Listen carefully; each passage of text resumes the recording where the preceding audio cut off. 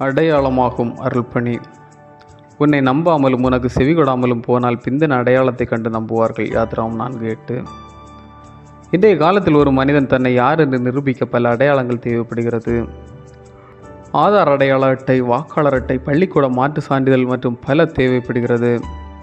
யாத்ராகமம் 4 இஸ்ரவேல் மக்கள் மத்தியில் மோசேயை கடவுள்தான் அனுப்பினார் என்கின்ற அடையாளத்தை அல்லது உண்மையின் சான்றை மக்கள் எதிர்பார்ப்பார்கள் என்று மோசே ஏன் அடையாளத்தை கேட்டார்? கடவுள் யாக்கோபு, யோசேப்பு போன்றவர்களை சந்தித்த பின்னர் 400 ஆண்டுகளுக்கு பிறகு தற்போது மோசேயோடு நேரடி பேசினார். இதனை மக்கள் நம்பவே தனது பணிக்கான அடையாளத்தை மோசே கேட்டார். திருமறையின் அடிப்படையில் அடையாளம் என்பது கடவுளின் செயல்பாட்டினை அறிந்து கொள்ளும் ஒன்று. நமது இந்திய மண்ணில் கிபி 63 சிந்தப்பட்ட தோமாவின் இரத்தம் நற்செய்தியின் அடையாளம். அதோடு மேலை நாட்டு மிஷினரிகளின் அருள்பணியின் அடையாளமாய் திகழ்வது நமது திருச்சபைகளும் அதனை சார்ந்த அருள்பணிகளும் ஆகும்.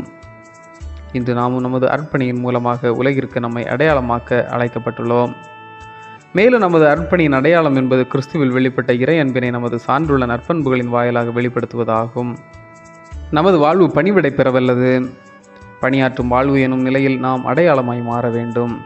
இதற்கு நமது சுயத்தை வெறுத்து ஆவியின் கனியினை கொடுத்து நம்மை அடையாளமாக்க வேண்டும். ஆமேன். இந்த நாள் உங்களுக்கு இனிய நாளாக மலரட்டும். அடையாளமாகும்